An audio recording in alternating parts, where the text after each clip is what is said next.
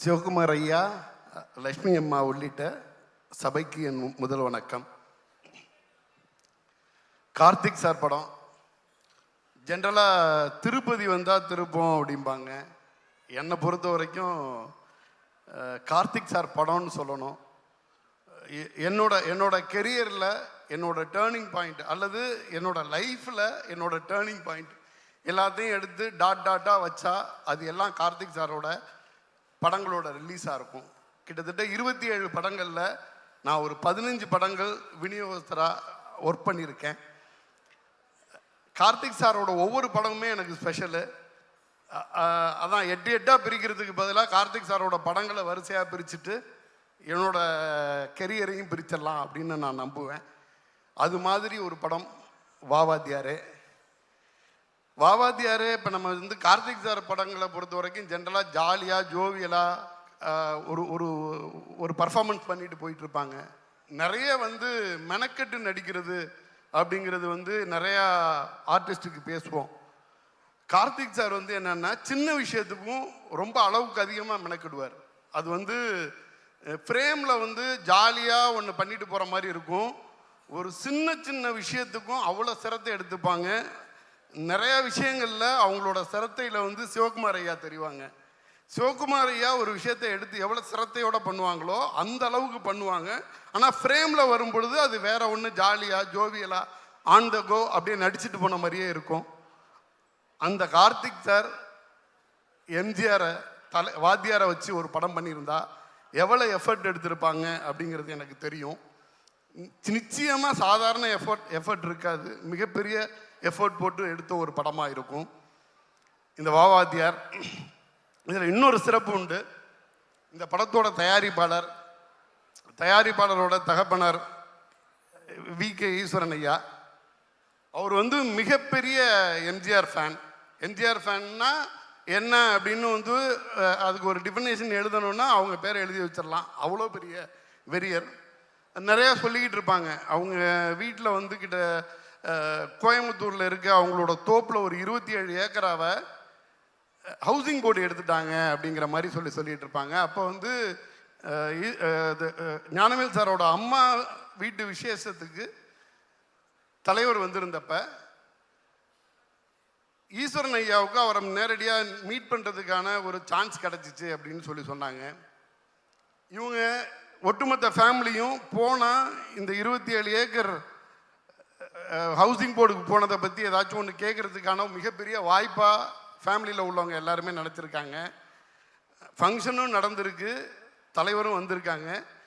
தலைவர் வந்தப்ப இவர் போய் நேரடியாக உனக்கு என்ன வேணும் அப்படின்னு கேட்டப்ப நீங்கள் நல்லா இருந்தால் போதும்னு சொல்லிட்டு திருப்பி வந்துட்டு தான் சொல்லுவாங்க. ஃபேமிலியில் உள்ளவங்க எல்லாருமே நீ ஏதாச்சும் இதை கேட்ப அப்படின்னு எதிர்பார்த்துருக்க.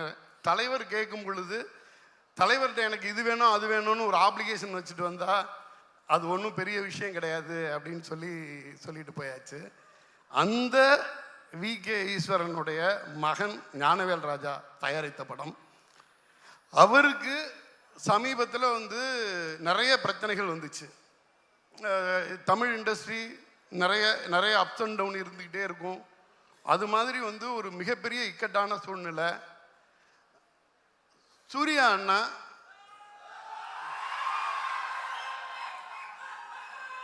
ஒரு தடவை அவரை அழைச்சி அவருடைய பிரச்சனைகளுக்கு ஒன் டைம் சொல்யூஷனாக ஒரு விஷயம் சொல்லியிருக்கார். இதை பண்ணிக்கோ, உன்னோட பிரச்சனைகளை நீ தீர்த்துக்கோ அப்படின்னு சொன்னப்ப அப்போ அதான் சொல்லிட்டு வந்தாங்க. அண்ணா கூப்பிட்டு இது மாதிரி என்னை சொன்னாங்க. எனக்கு அழுக தான் வந்துச்சு. என்னை இவ்வளோ கேர் பண்ணிக்கிறதுக்கு நீங்கள் இருக்கீங்கன்னா நான் மற்ற எல்லாத்துலேருந்தும் வெளியில் வந்துடுவேன். நீங்கள் இது சொன்னது மிகப்பெரிய இது என்னென்னா கடவுளுக்கு சமம். வன்மம் நிறைந்த உலகில் இப்படி ஒரு ஹீரோ, சூர்யா அண்ணா மாதிரி ஒரு ஹீரோ மற்றவங்களை கேர் பண்ணணும் அப்படின்னு நினைக்கிற ஒரு ஹீரோ எனக்கு தெரிஞ்சு வாத்தியாருக்கு பிறகு சூர்யா சார்னு நினைக்கிறேன். கிட்டத்தட்ட 25 வருஷமாக நானும் சினிமாவில் இருக்கேன். எனக்கு தெரிஞ்சு இப்படி ஒரு ஹீரோலாம் அடுத்தவங்களோட துயரத்துக்கு தோள் கொடுக்கக்கூடிய ஒரு ஹீரோக்களை எல்லாம் நான் வந்து கேள்விப்பட்டது கூட கிடையாது.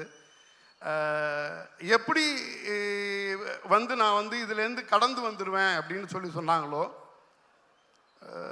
மிகப்பெரிய போராட்டம், சாதாரண போராட்டம் இல்லை. வாவாத்தியாரேன்னு ஒரு மிகப்பெரிய படத்தை எடுத்து வச்சுருக்கோம், ஷார்ட் ஹிட் ஃபில்மு.